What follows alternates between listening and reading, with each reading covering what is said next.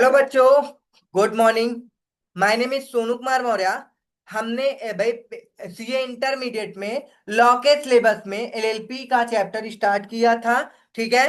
तो अब ये एलएलपी का चैप्टर कंप्लीट हो चुका है, पूरा एलएलपी एक्ट 2008।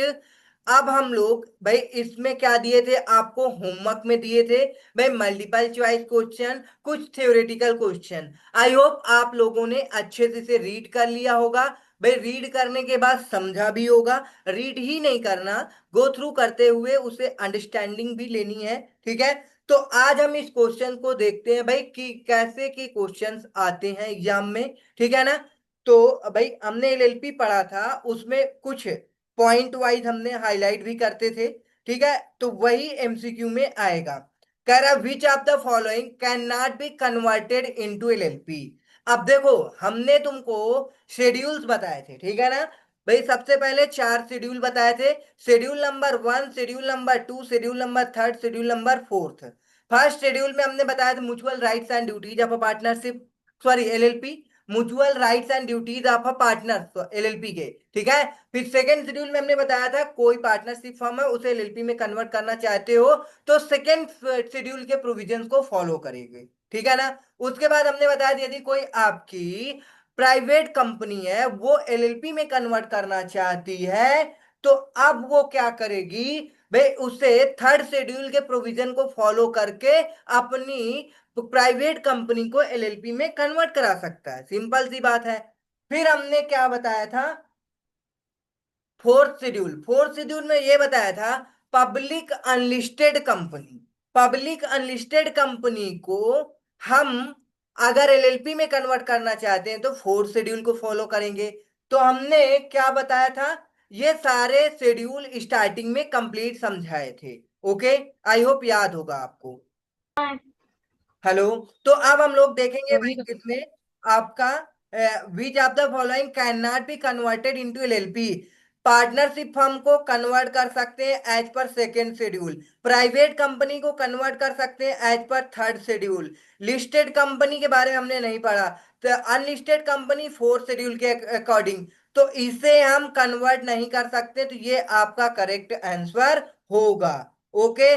समझ में आ गया होगा। अब हम लोग देखते हैं आपका सेकेंड क्वेश्चन में the approved name of LLP, approved name of LLP shall be valid for a period of कितने मंथ मैंने के सब खा लिए लिए हैं। आपका। हाँ, तो वो कितने महीने के लिए अप्रूव्ड करके देता है एलएलपी का नाम। भाई आपने पढ़ा था step number one, step number two, step number three. तो उसमें हमने बताया था नाम का रिजर्वेशन कराना। ये सारे स्टेप भाई तीन स्टेप बताए थे। तो उसमें हमने आपको पढ़ाया था आपका नेम कितने मंथ के लिए वैलिड रहता है, जो कि आंसर था 3 मंथ के लिए। ठीक है। अगर नहीं याद है तो मैं पीछे जाके रिमाइंड करा दूं। आई होप आप रिवीजन करते रहे होंगे। मेरी क्लास भाई कंटिन्यू चल रही है, पीछे का तो आप ही रिवीजन करोगे। ठीक है। तो याद होगा। ठीक है। तो 3 मंथ के लिए भाई period of 3 month from the date of approval. Approval से 3 महीने के लिए वो वैलिड रहता है नेम। थर्ड क्वेश्चन है name of the limited liability partnership shall be ended by. अब आपकी एलएलपी किस तरह से उसका नेम इंडेड होता है, क्या उसमें लिमिटेड नाम लिखा होता है या फिर लिमिटेड लाइबिलिटी पार्टनरशिप या फिर एलएलपी या पार्टनरशिप वो प्राइवेट एलएलपी या ओपीसी। देखो, आपने देखा होगा पब्लिक कंपनी है तो पब्लिक कंपनी में आपका वर्ड लिखा होता है पब्लिक लिमिटेड कंपनी। तो ये कंपनी के लिए हो गया पब्लिक लिमिटेड कंपनी। फिर प्राइवेट कंपनी है प्राइवेट लिमिटेड कंपनी हो गया। ठीक है। ओपीसी है तो ओपीसी उसमें लगा रहेगा। बट एलएलपी की बात करेंगे तो लिमिटेड लाइबिलिटी पार्टनरशिप या फिर इसका सफिक्स यूज करते हैं एलएलपी। तो आपका कौन सा ऑप्शन सही है, ऑप्शन नंबर बी करेक्ट होगा। Next fourth number. हाँ, फोर्थ में क्या है, which one of the following statement about limited liability partnership is incorrect पूछ रहा है। मतलब कि आपने अब तक जितना भी एलएलपी का टॉपिक पढ़ा है, आपको इतना अंडरस्टैंडिंग हो चुकी होगी कि इन 4 पॉइंट में कौन सा स्टेटमेंट क्या है, इनकरेक्ट है। कह रहा है पहले पॉइंट में an LLP has a legal personality separate from that of its member. आपने पढ़ा है करेक्टरिस्टिक्स में सेपरेट लीगल एंटिटी, तो मतलब ये पढ़े हो, ओके। सेकेंड पॉइंट में the liability of each partner in LLP is limited, भाई लिमिटेड होता है, ये भी पढ़े हो। Members of an LLP are taxed as a partner. अब ये टॉपिक आप याद रख करो कि पढ़े हो या नहीं। कह रहा listed company can convert to an LLP. हमने यही तो अभी ऊपर क्वेश्चन में बताया था कि आपके लिस्टेड कंपनी के बारे में हमने बताया था शेड्यूल कोई भी दे नहीं रखे। फर्स्ट शेड्यूल में म्यूचुअल राइट्स एंड ड्यूटीज है, सेकंड में फर्म को एलएलपी में कन्वर्ट करना, थर्ड में प्राइवेट कंपनी, और फोर्थ शेड्यूल में आपकी अनलिस्टेड पब्लिक कंपनी है। लिस्टेड कंपनी के बारे में आपने नहीं पढ़ा, तो ये इनकरेक्ट है। कह रहा है unlisted company can convert to an LLP, तो ये इनकरेक्ट है। ठीक है, तो आपका करेक्ट ऑप्शन है D.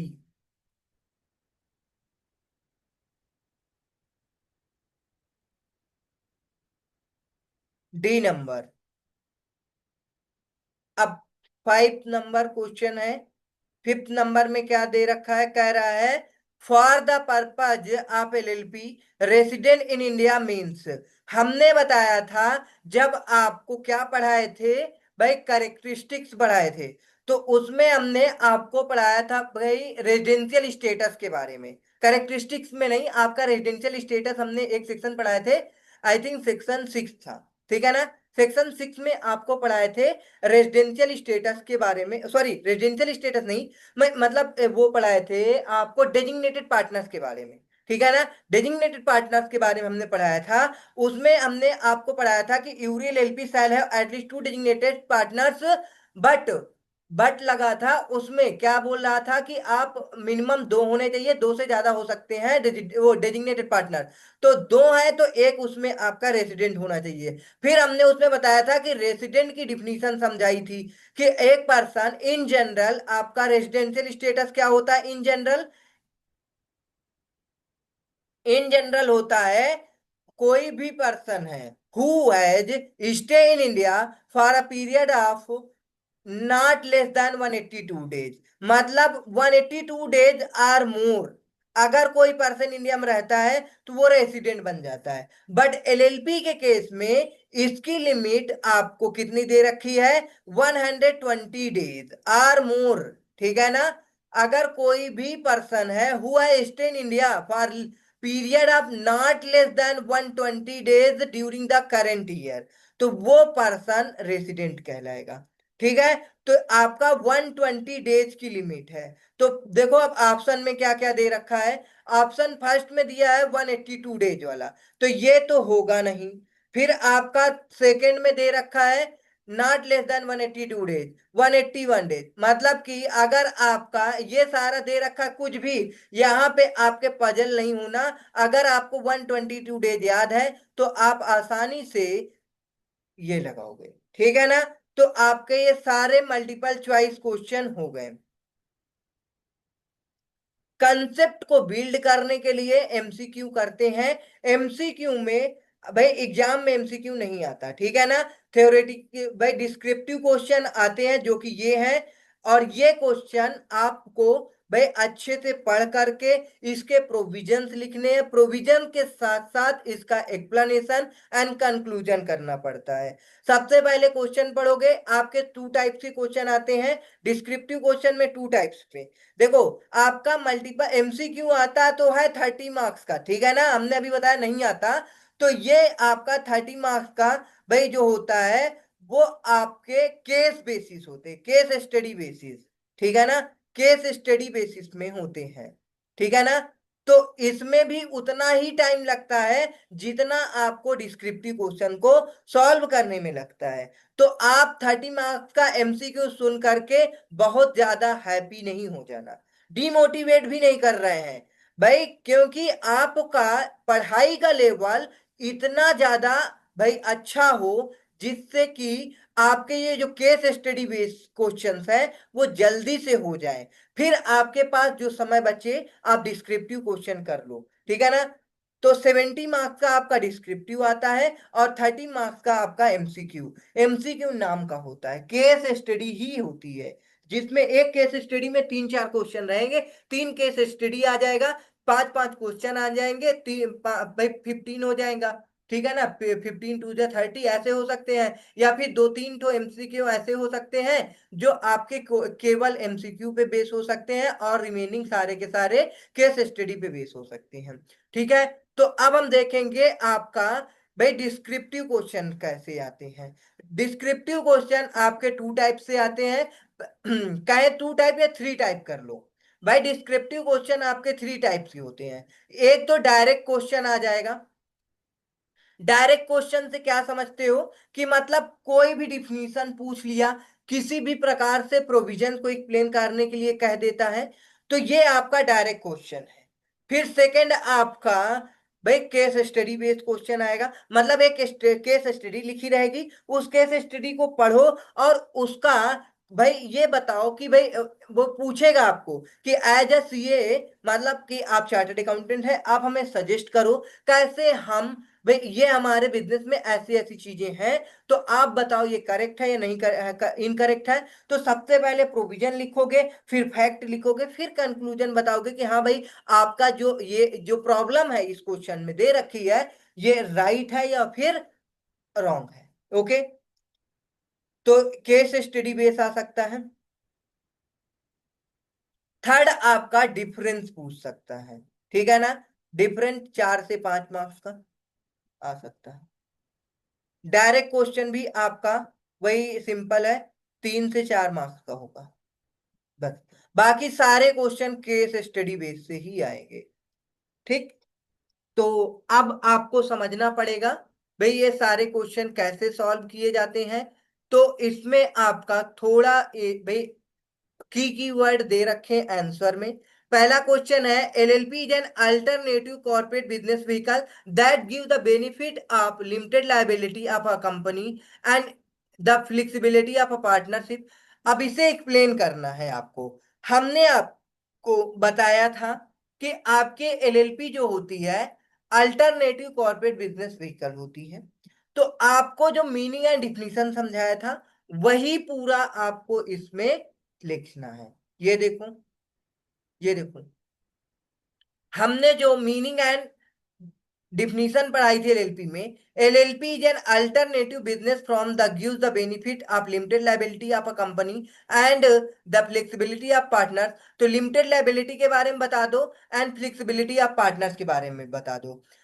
Every partner of LLP is for the purpose of the business of LLP is an agent of LLP। बिल्कुल सिंपल सी बात है।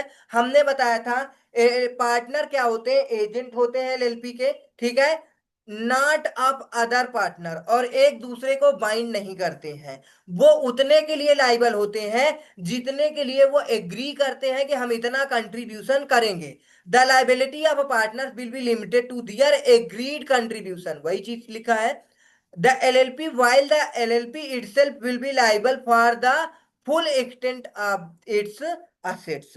एलएलपी के जितना असेट्स होगा उतने के लिए एलएलपी लाइबल होगी, ठीक है ना। फ्लेक्सिबिलिटी ऑफ पार्टनरशिप, मतलब फ्लेक्सिबिलिटी का अपने से आप डिसाइड कर सकते हो कि एज पर एग्रीमेंट आपको क्या करना है, कौन पार्टनर की क्या ड्यूटी आएगी।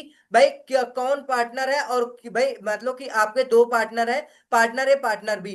अब ये एलएलपी में क्या करेगा आप अपने से आप दोनों लोग डिसाइड करो, और ये क्या करेगा दोनों लोग आपस में डिसाइड कर सकते हो, ठीक है। ये कितना, इसका क्या राइट्स होगा आपस में दोनों लोग डिसाइड करो, और इसका क्या राइट्स होगा। तो ये है आपकी फ्लेक्सिबिलिटी ऑफ पार्टनरशिप, ठीक है। The LLP allows its member to flexibility of organizing their internal structure as a partnership based on mutual arrived agreement। Simple हमने बताया ये एग्रीमेंट के अकॉर्डिंग, ठीक है।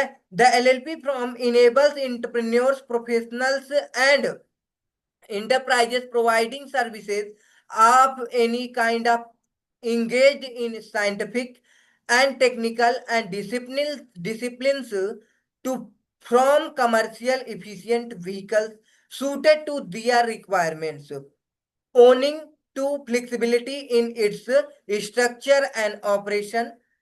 The LLP is a suitable vehicle for small enterprises and for investment by venture capital. ठीक है, तो ये आपका फर्स्ट क्वेश्चन था, जो कि बहुत ही सिंपल है, डायरेक्ट क्वेश्चन पूछा है। ठीक है ना, आपने करेक्टरिस्टिक्स में पढ़ा होगा लिमिटेड लायबिलिटी के बारे में, तो आपको वो लिखना है। फ्लेक्सिबिलिटी के बारे में पढ़ा होगा आपने, एडवांटेज में पढ़ा होगा। तो ये दोनों पॉइंट को लिख दोगे तो आपका क्वेश्चन हो जाएगा 4 से 5 मार्क्स का। ओके, ठीक है। तो अब हम आपको भाई देखेंगे आपका सेकेंड क्वेश्चन क्या है। सेकेंड क्वेश्चन में mister Ankit Sharma wants to form a LLP taking him, मतलब कि अंकित शर्मा है एलएलपी फॉर्म कर रहे हैं, टेकिंग हिम हिज वाइफ, अपने wife Mrs Archika Sharma and one HUF as a partner. For that, whether this LLP can be incorporated under LLP Act 2008 explain। तो हमने बताया था एलएलपी का पार्टनर्स कौन कौन बन सकते हैं। हमने बताया था कोई इंडिविजुअल पार्टनर बन सकता है, इंडिविजुअल, तो मिस्टर अंकित और उसकी वाइफ, तो ये आ ही सकते हैं, इंडिविजुअल है। ठीक है, फिर हमने बताया था या फिर आपकी कोई कंपनी हो, कंपनी इनकॉर्पोरेटेड आउटसाइड इंडिया, फिर या कंपनी हो या एलएलपी हो, कोई भी पर्सन बन सकता है। बट यहाँ पे HUF जो लिखा है, हिंदू अनडिवाइडेड फैमिली, ये पार्टनर नहीं बन सकता। ठीक है ना, इसके बारे में हमने आपको नहीं पढ़ाया। ठीक है, तो आपको प्रोविजन में क्या लिखना पड़ेगा, एज पर एलएलपी एक्ट 2008। भाई एलएलपी में हमने बताया था पर्सन इज लाइब भाई who is eligible for partnership, partner in LLP. तो आपका भाई 3 कैरेक्टरिस्टिक्स वो भी बताए थे कि भाई वो क्या हो, मेजर होना चाहिए, भाई इंसॉल्वेंट नहीं होना चाहिए, या फिर वो किसी भी प्रकार का भाई प्रिसीडिंग मतलब कि एप्लीकेशन नहीं फाइल करा हो कोर्ट में इंसॉल्वेंसी के लिए। तो ये 3 केस बताए थे। और कौन कौन मिलकर बन सकते हैं, इंडिविजुअल, एओपी, बीओआई, कंपनी, ये सारा सब कुछ। और एचयूएफ के बारे में बताए थे कि नहीं बताए थे, आप लोग ये बताओ, जल्दी से बताओ, एचयूएफ के बारे में बताए थे या नहीं। हाँ, तो आप लोगों को आई होप याद होगा, हमने बताया था भाई 3 पर्सन नहीं बन सकते हैं, ये बताया था फर्स्ट सेकेंड थर्ड। ठीक है, और बॉडी कॉर्पोरेट, भाई आपके एलएलपी का पार्टनर कोई भी पर्सन बन सकता है, भाई आपका वो पार्टनर इंडिविजुअल हो या फिर कोई अदर बॉडी कॉर्पोरेट हो। तो आपको बॉडी कॉर्पोरेट की डिफिनीशन भी बतानी है, और इन 3 पर्सन के बारे में ये बताना है कि ये 3 पर्सन नहीं बन सकते आपके एलएलपी के पार्टनर। वो जो आपका एक माइनर हो, माइनर नहीं बन सकता, और जो आपका इंसॉल्वेंट हो, ठीक है, इंसॉल्वेंट, या फिर इंसॉल्वेंसी की प्रीसीडिंग फाइल कर रखा हो, या फिर क्या है भाई इंसॉल्वेंसी के लिए एप्लीकेशन फाइल कर रखा है। तो ये आपके 3 ऐसे पर्सन होंगे। मान लो कोई एक पर्सन इंडिविजुअल है जो कि माइनर है, वो नहीं बन सकता। एक पर्सन है जो कि इंडिविजुअल है, वो नहीं बन सकता। एक पर्सन जो कि एप्लीकेशन फाइल कर रखा है इंसॉल्वेंसी के लिए। तो ऐसे पर्सन आपके एलएलपी के पार्टनर नहीं बन सकते। फिर हमने बताया था बॉडी कॉर्पोरेट भी बन सकता है। बॉडी कॉर्पोरेट में आपका कौन कौन आता है, आपका बॉडी कॉर्पोरेट के अंदर भाई फॉरेन कंपनी आती है। ठीक है, फॉरेन कंपनी, फॉरेन एलएलपी, ठीक है, अदर देन भाई वो हमने बताया था, but does not corporate sole and ये जो भी है हमने बताया था। तो ये सारी डिफिनीशन आपको लिखना पड़ेगा। ठीक है ना, तो अब देखो चलो एक्सप्लेनेशन देखते हैं क्या है। हाँ, तो ये देखो भाई आपका as per section 5 limited liability partnership act 2008 provides an individual or a body corporate. हमने बताया था कोई इंडिविजुअल है या फिर बॉडी कॉर्पोरेट है, may be a partner, partner बन सकता है in an LLP. However an individual shall not be capable become a partner individual आपका पार्टनर नहीं बनेगा इन 3 केसेस में। पहला केस हमने बताया था, वो पर्सन जो आपका क्या हो, he has been found to be unsound mind। चलो अच्छा, अनसाउंड माइंड नहीं याद आ रहा था। अनसाउंड माइंड हो, a court of competent jurisdictions and the finding in force हो, तो मतलब अनसाउंड माइंड इंडिविजुअल नहीं बन सकता, मतलब पर्सन, ठीक है ना। अनडिस्चार्ज इंसॉल्वेंट नहीं बन सकता, या फिर अपील टू बी ज्यूरिडी मतलब adjudicated as an insolvent, his application is pending. वही चीज है आपका, भाई इंसॉल्वेंट है एक, दूसरा आपका हमने बताया एप्लीकेशन पेंडिंग है, कोई इंसॉल्वेंसी के लिए अपील फाइल कर रखा है, और तीसरा आपका माइनर या फिर अनसाउंड माइंड पर्सन, ये इंडिविजुअल नहीं बन सकते हैं, ठीक है ना। तो आपको ये पूरा लिखना पड़ेगा, ठीक है। फिर उसके बाद हम बॉडी कॉर्पोरेट की डिफिनीशन बताएंगे कि बॉडी कॉर्पोरेट होती क्या है, क्योंकि बॉडी कॉर्पोरेट भी बन सकती है। तो फिर हमने बताया था section 2 subsection 1 clause D provide that a body corporate it means a company as defined in clause 20 of section 2 of the companies act 2013। भाई बॉडी कॉर्पोरेट इंक्लूसिव डिफिनीशन है, जिसमें आपको हमने बताया था आपकी फॉरेन एलएलपी हो, या फिर एलएलपी इंडिया की हो, या फिर फॉरेन कंपनी हो, या फिर इंडिया की कंपनी हो, ये सब बॉडी कॉर्पोरेट में आते हैं। तो ये आपकी भाई LLP registered under this act, मतलब जो कि Indian LLP, LLP incorporated outside India मतलब foreign LLP, company incorporated outside India फिर भाई इंडियन कंपनी, ये सारे सारे बॉडी कॉर्पोरेट में आते हैं। तो ये क्या होंगे, किसी भी एलएलपी के पार्टनर बन सकते हैं। और उस क्वेश्चन में भाई, और इसमें ये बताना है कि बॉडी कॉर्पोरेट में कौन नहीं इंक्लूड होता है, ये सब बॉडी कॉर्पोरेट की आईजीटी डिफिनीशन को लिख दी गई है बस। कहते हो समझ नहीं आता, समझ नहीं आता, भाई इतना आसान है, मतलब कि प्रोविजन आपको याद है, प्रोविजन लिख दो, कंक्लूजन दे दो, हो गया। फिर कह रहा है अ कॉर्पोरेट सोल, जो कि नहीं आपका बॉडी कॉर्प में इंक्लूड होता, ठीक है ना। A cooperative society registered under any law for the time being in force, ये भी, या फिर एनी अदर बॉडी कॉर्पोरेट। तो अब इसके इससे क्या आपका कंक्लूजन निकलता है, ये सारा प्रोविजन था, ठीक है ना। अब तक हमने जो बात किया वो सब प्रोविजन था। अब हम लोग कंक्लूजन देखेंगे। कह रहा therefore HUF is not covered in the definition of body corporate, मतलब बॉडी कॉर्पोरेट के डिफिनीशन में एचयूएफ नहीं कवर्ड है। Can not be a partner in LLP, तो ये एलएलपी का पार्टनर नहीं बन सकता एचयूएफ, ठीक है ना।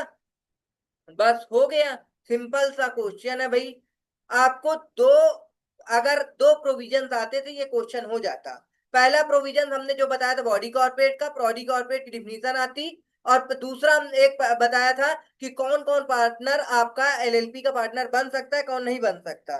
तो इंडिविजुअल या बॉडी कॉर्पोरेट बन सकता है। अगर इंडिविजुअल में कौन कौन इंडिविजुअल ऐसे हैं जो बॉडी कॉर्प भाई आपके एलएलपी के पार्टनर नहीं बन सकते, बस इतना लिखना है, बाद में कंक्लूजन लिख देना, हो गया आंसर, ठीक है ना। ये दो हो गए।